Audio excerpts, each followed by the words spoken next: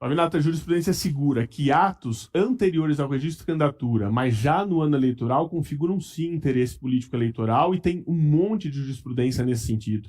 Então, só concluindo com um paralelo com o 7 de setembro, que poderiam dizer isso. Um ocorreu no curso da eleição. 7 de setembro estava ali mais próximo, era no curso do período eleitoral, o outro foi antes mesmo do registro de candidatura.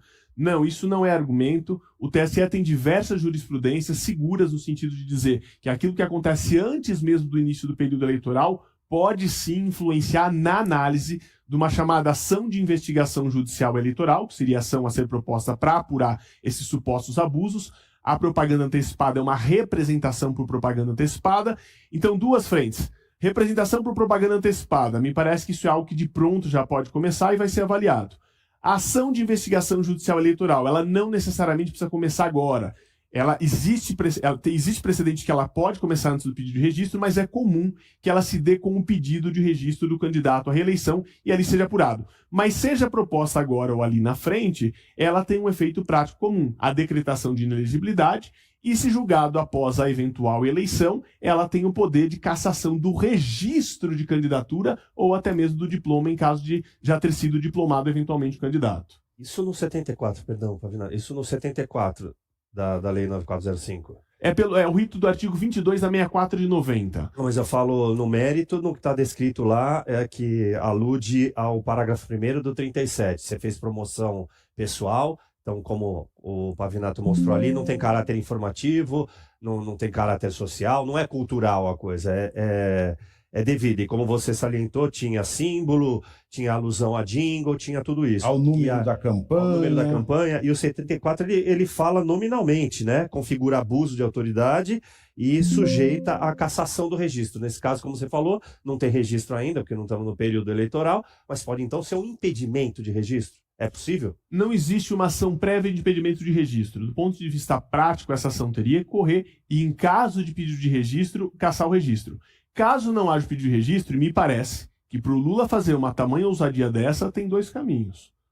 Ou ele não é candidato à reeleição e vai anunciar um suposto candidato daqui a pouco, e para ele fazer isso dá na mesma, ou depois de tudo que aconteceu e eles usurparam da história, porque quem quer contar uma história teria que ser fiel com a história. Foi preso, foi solto, virou presidente da República e ponto. Ao tirar da história essa parte, o X9 do Romeu Tuma, entregou a rapaziada do sindicato. Fez com que a sensação de impunidade lhe permitisse achar que poderia fazer tudo isso sem sanção legal.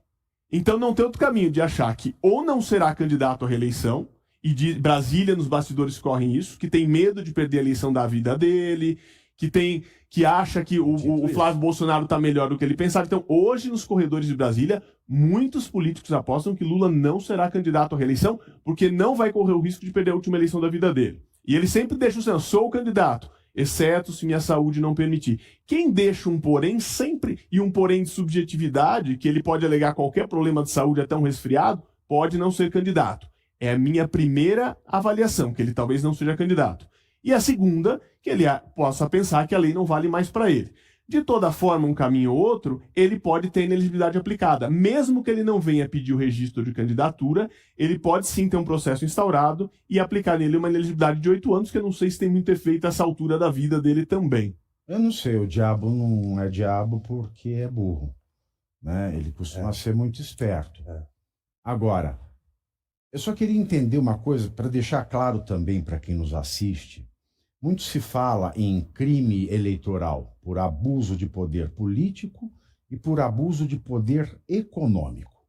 No caso desta escola de samba, existe abuso de poder político ou potencial abuso de poder econômico? São 3 elementos que eu destacaria. Abuso de poder político, uso do cargo de presidente para mandar dinheiro para a escola que o favoreceu. Mas mandou para todo mundo.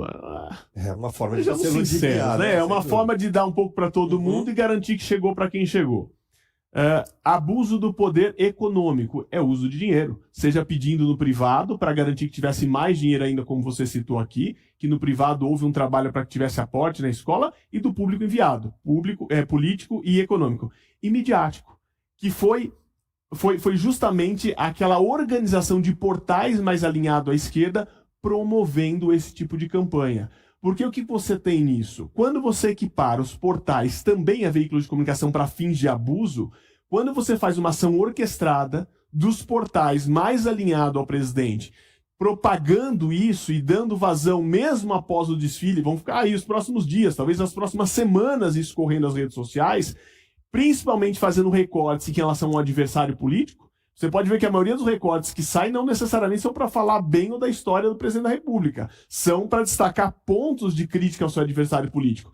Isso tudo mostra que aparentemente pode ter ocorrido uma ação concatenada com um objetivo político. Que a ação de investigação judicial eleitoral, com todos os poderes que ela tem, de quebra de sigilo, de levantamento de informação, por exemplo, quais foram os índices de audiência dessas redes sociais e da própria televisão, quanto isso custa, Então, que a público Globo foi teve atingido. um recorde negativo para a escola de samba, ou o desfile do Lula. E olha que a Rede Globo ela filtrou, inclusive o canal do YouTube das escolas de samba do Rio de Janeiro, ela filtrou, por exemplo, aquele carro que foi montado no começo, com o Bozo preso e o Alexandre de Moraes, né, de assombração atrás. Provavelmente com medo de responder também por abuso do meio de comunicação. Então, para não ser conivente e ser acusada de que estava na orquestração, fez isso com cuidado.